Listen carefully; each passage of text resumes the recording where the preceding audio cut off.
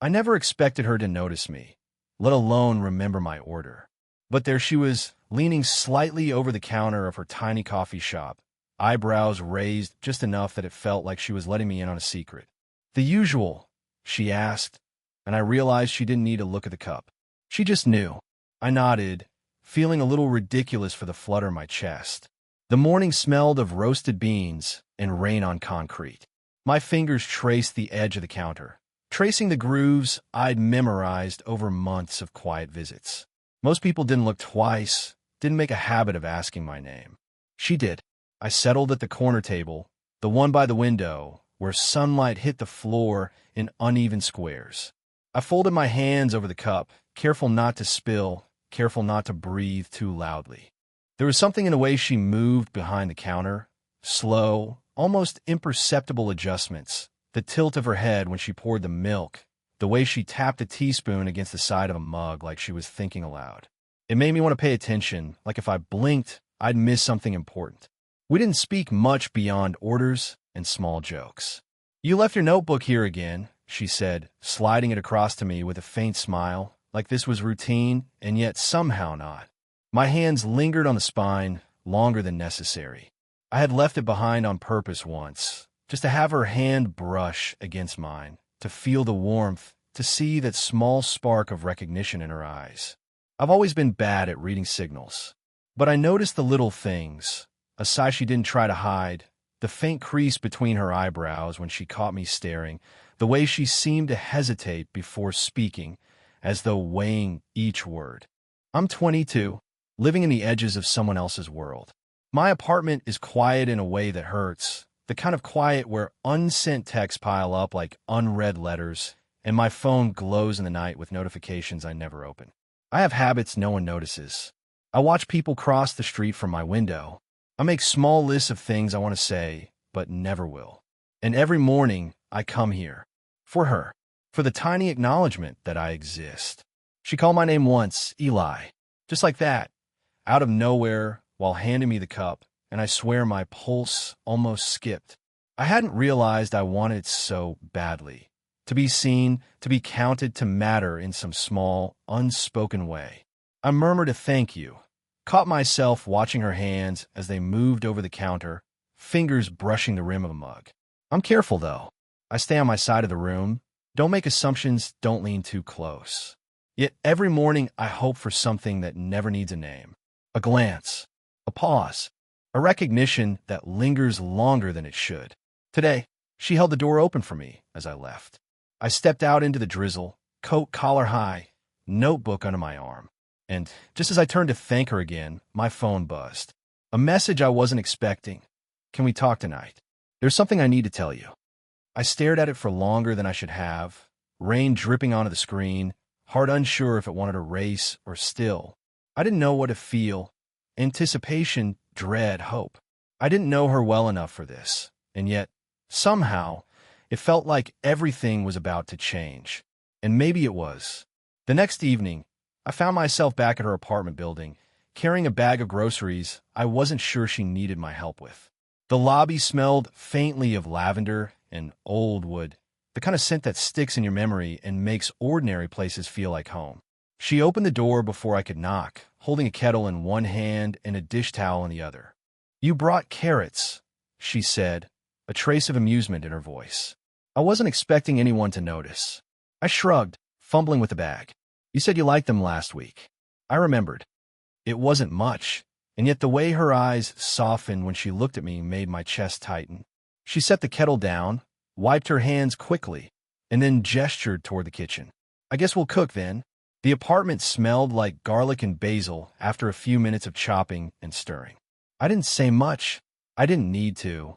She hummed quietly as she worked, occasionally glancing at me, letting me know I wasn't invisible. "I used to cook a lot with my mother," she said suddenly, stirring a sauce. Before she got sick." Her voice faltered for the briefest moment, then steadied. She didn't ask me to respond. I didn't know what to say anyway. I just nodded, wishing I could offer more than that. The risk hovered in the edges of my mind. She was divorced, older than my own mother's age, and entirely out of reach in ways I couldn't explain. I imagined things I shouldn't, casual touches turning into stolen glances, shared laughter becoming confessions. My stomach knotted each time her hand brushed mine while passing utensil, or when she leaned over to adjust the lid on the pot. We ate standing by the counter, the plates balanced carefully on the edge. I noticed the way she chewed slowly, eyes half closed as if savoring the moment, and I wanted to tell her something I wasn't even sure I could name. After dinner, we moved to the small living room. I took the corner of the couch while she settled into the armchair, hands clasped loosely in her lap. Silence stretched between us, neither of us eager to fill it, yet neither willing to leave it empty. I traced the outline of the notebook I brought earlier, the one she'd noticed so many times, and she watched my hands, her gaze quiet but unwavering. When I reached for the cup of tea she had poured, our fingers brushed. Just a second, light as air, and yet it carried a weight neither of us tried to acknowledge. She looked at me then, eyes narrowing slightly, lips twitching into something that might have been a smile or a warning. I don't know why that moment stayed with me. I thought, pressing my lips to the rim of the cup, careful not to spill. Maybe because it felt like someone finally saw me. She made a small, dry joke about the tea being too hot, and I laughed softly, though my thoughts were elsewhere. That shared glance, that half-smile, it meant more than either of us would say aloud. And as the quiet settled again, I realized I was waiting for the next moment, whatever it might be, when the world between us could shift or shatter, depending entirely on the fragile weight of a touch, a look, a word unspoken. I stayed longer that evening than I meant to. The apartment smelled faintly of rain that had leaked in through the window frame, damp earth, and something faintly like her perfume. She was sitting on the sofa, knees drawn up slightly, a mug pressed between her palms. I perched on the edge of the armchair, careful not to lean too close, careful not to make it obvious how much I wanted to. She hummed low, stirring her tea. "You're quiet tonight," she said, but her voice was almost a tease. Waiting. Testing. I wasn't sure what. Justirad, imutrid. My hands folded over my knees, shifting slightly. I didn't meet her eyes. Too aware of the small space between us, the way the sofa cushions had somehow become a battlefield of restraint. She tilted her head. Her eyes followed my hands. "Everything okay?" "Yeah." I said it too quickly, too sharp. I could feel it, that faint hesitation, the subtle line in her jaw that said she didn't fully believe me. And maybe I didn't either. The quiet stretched. I wanted to reach for her, touch her hand, her shoulder, something that would make the distance vanish, and then I didn't. Because it mattered. Because it mattered too much. A sudden knock at the door made us both jump. Her cat yowled from the corner. I shifted back instinctively, my heart in my throat. "It's just the delivery," she said, standing, brushing imaginary crumbs off her lap. The interruption felt like a relief and a curse all at once. My fingers lingered on the armrest longer than they should have, as if holding on would keep her close. When she returned, the package in hand, I noticed the crease in her forehead, something I hadn't seen before. She set the bag down and sighed, stretching, rubbing her arms. She was smaller than I expected, but the weight of her presence filled the room. I wanted to ask her to sit closer. I wanted to let my hand brush hers again. Instead, I shifted in my chair, catching a glimpse of her eyes just as they flicked up to mine. A flash of something, hesitation, longing, doubt, and I realized we were both circling, unwilling to admit how close we already were. I imagined leaning forward, letting my lips brush hers for just a second, just to see. But my chest tightened, and I stayed where I was. She moved a little closer, almost by accident, and the air between us thickened. I could smell the faint scent of soap and something else I couldn't name. We sat like that for a long minute. My gaze flicked to her lips, then back to her eyes. She glanced away, biting her lip slightly. I wanted to say something, anything to break the spell, but the words tangled, unfinished. Instead, I let my fingers brush hers on the armrest, almost accidental. Her hand didn't pull away. It hovered. She shifted slightly, closer, and then paused, just short of something, a confession. Quiche. A crossing of the line we both knew existed but hadn't named. And then the moment passed. She laughed softly, clearing her throat, reaching for a mug. I swallowed hard, heart pounding. I didn't know if I should be relieved or frustrated, or both. But I couldn't stop thinking about what almost happened. It was late afternoon when I saw her sitting on the bench outside the little park behind her building. The sky was the color of wet stone, and the streetlights hadn't yet flickered on. I hadn't planned to come, but something pulled me toward her anyway. She didn't look up when I approached. Hands folded in her lap, coat collar turned up, a loose scarf hiding the curve of her neck. Something in the way she sat, tense, closed off, made my chest tighten. "Hey," I said softly, keeping my distance. She didn't answer at first. I moved a step closer, careful. "I didn't see you this morning," she said finally, voice flat. Her eyes stayed on the ground. I realized then that she'd stopped letting me in, even in the small ways that mattered. No lingering glances, no teasing about my coffee order, no casual brush of her hands. I was busy," I said, unsure. Too polite, too measured. I wanted to reach for her, to ask what had changed, but the words stuck somewhere between my throat and the concrete. She sighed, not a dramatic sigh. Quiet, almost imperceptible, like the release of something she'd been holding too tightly. "I saw you with your friend the other day. You laughed too easily with her," she added, almost in a whisper. Her hands fidgeted with the edge of the scarf. It made me realize something. Or maybe I've just been imagining things all along. I froze, trying to read the weight behind her words. A flicker of fear, jealousy, maybe guilt. My stomach nodded. I wanted to say I hadn't noticed, that it meant nothing, but the words felt small and hollow. I started, then stopped. She shook her head slightly, and for the first time I saw her eyes glisten, not with tears, but with something raw and unguarded. Vulnerability she rarely let anyone witness. I don't know why her voice trailed. She pressed her palms together, as if bracing herself. "I don't know why I care this much, or why I think about you, all the time." The words hung between us, quiet and fragile. My heart was hammering, and I noticed how small the space was between us now, how close her scarf brushed my coat. I wanted to lean in. I wanted to tell her the same, but something stopped me. We sat like that, breathing, the distant hum of traffic, our only soundtrack. I traced a line with my eyes, from her lips, down to her hands, up again to the tilt of her jaw. She flinched slightly as I glanced, as if she expected me to vanish, or maybe for me to cross a line we both knew existed. She exhaled slowly. I shouldn't even say this," she whispered. "But I can't stop thinking." Her voice faltered, swallowed by the soft wind. I wanted to answer. I wanted to bridge the space, to give her the reassurance I'd been keeping quiet. But I stayed still, letting the pause speak, letting the moment breathe. And then she looked up at me, steady, hesitant, holding something in her eyes that wasn't a question, not fully. Something unsaid.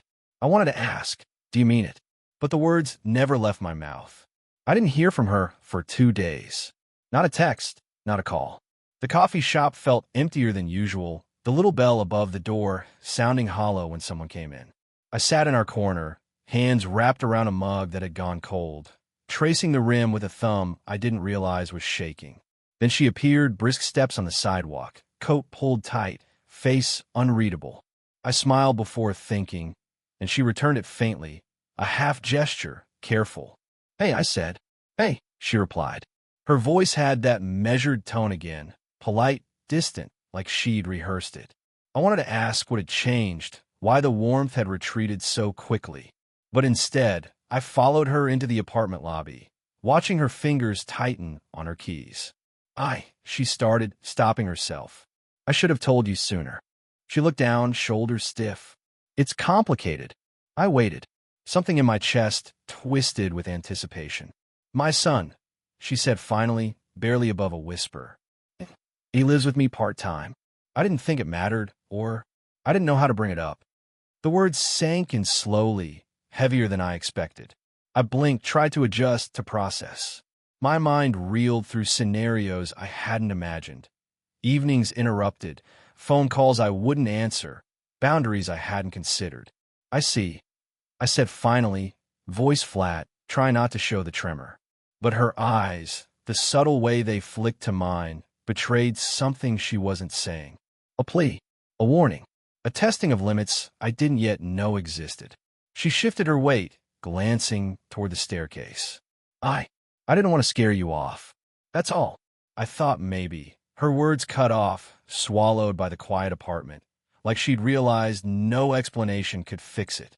I didn't know what to feel. Hope, confusion, a strange ache that wasn't heartbroken, not yet, not fully. Just paused, suspended.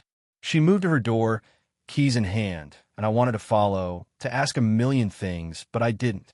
My voice felt trapped somewhere behind my ribs. I should go, she said. Yeah, I managed. My hands rested on the counter, gripping, letting the second stretch. She lingered at the door, looked at me, and then turned sharply, leaving it half closed behind her. No would-be, no soft smile, nothing to anchor me. Just a faint echo of her presence in a space I suddenly felt too large to fill. I stared at the door, tracing the outline of where her coat had brushed, imagining how close she'd been, how much I'd wanted to reach for her. The apartment felt colder, emptier, like the pause between us had lengthened into a quiet chasm. I pulled out my phone, thumb hovering over the screen, the words forming in my mind. I understand. I'm here. And then deleted them. Not ready. Not yet. I set the phone down. Cold coffee. Empty chair. A door unopened. I didn't feel heartbroken. I felt paused, like life forgot to finish the sentence. I found her in the kitchen the next evening. The apartment smelled of boiled water and faint lemon from the dish soap. I lingered in the doorway, watching her lean against the counter, fingers tracing the edge of a mug as though it held the answers she'd been avoiding. She glanced up when I cleared my throat. No words, just that look, a mixture of caution and something else I'd been chasing for weeks. I've been thinking. I started, voice low, unsure if I wanted to finish the sentence. She didn't interrupt. She rarely did when it mattered. I don't want things to stay like this, I said finally. The distance, I stopped, gesturing vaguely toward the space between us, toward the silences and half-glances, the almost touch that left both of us aching. Her hand stilled on the counter. She took a breath that sounded too deliberate. I didn't want to make it complicated, she said. You have your life. She hesitated, shaking her head slightly, and I noticed the small twitch in her jaw. You already made it complicated by maturing, I said, voice barely above the hum of the refrigerator. I wasn't trying to be clever. I was just speaking the truth I'd buried, careful not to stumble, careful not to scare her away. She blinked, fingers flexing on the mug. We stood like that, the silence thick but not uncomfortable. Full of possibility, yes, but also risk.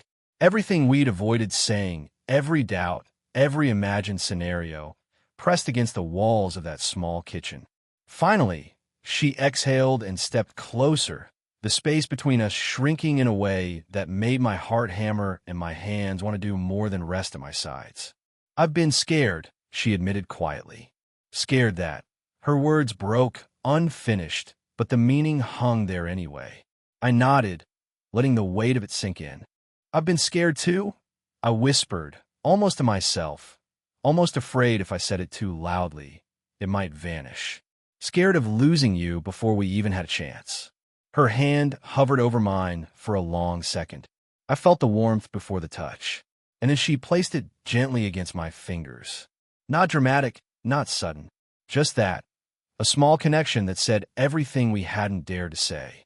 I breathed, letting the tension ebb slightly. The space between us didn't disappear. It didn't need to. Just knowing she was there, hand in mine, eyes steady, made the waiting, the pauses, the unspoken words all worth it. She tilted her head, a faint, wry smile tugging at the corner of her lips. Okay, she said softly. I mirrored it. Okay, I replied. No grand gestures, no fireworks. Just this, a hand held, a shared glance, the quiet acknowledgement that we'd risked the pause, faced the complications, and chosen to stay. And for the first time in weeks, the apartment felt warmer. Not because the water boiled or the lights glowed, but because we were both finally here, fully present, in the small, fragile way that meant the world. Weeks passed, or maybe months. Time had a way of folding quietly in her apartment, in the park bench behind the building, in the little rituals we had made ours. I still came to her place in the mornings, sometimes carrying groceries, sometimes just to drink coffee while she moved around the kitchen.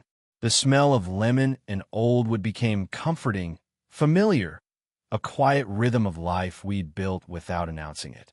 She kept her scarf loosely draped over her shoulders, the same way she always had, and I noticed small things. How she tapped her spoon against the mug when she was thinking.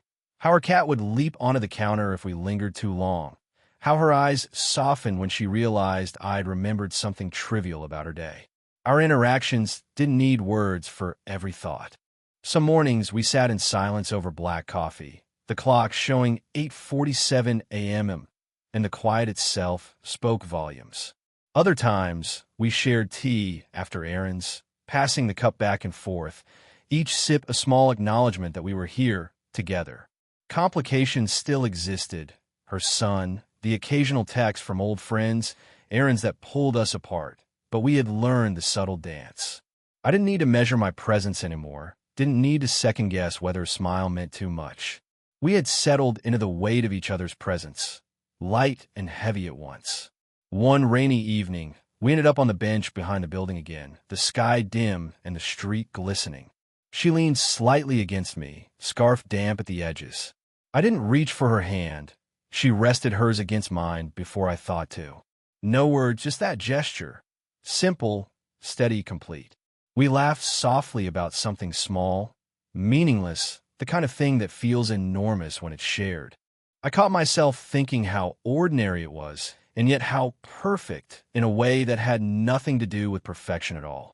I noticed the notebook I'd left on the counter that morning, the one she had teased me about months ago. She flicked her eyes toward it and smiled faintly, and I realized how much of ourselves we had quietly folded into these routines, into the half-glances, the shared sips, the mornings and evenings stitched together with patience and presence. At the door later, she lingered as usual. I wanted to reach for her lips, but didn't. Instead, we touched hands lightly, the same way we always had, and she whispered, almost to herself, "Okay." I replied, "Okay." It wasn't a declaration, not a fireworks moment. It was acknowledgement, a promise to continue the quiet, complicated, imperfect life we had chosen to share. As I walked down the hallway, I caught myself smiling at nothing, thinking, this is it.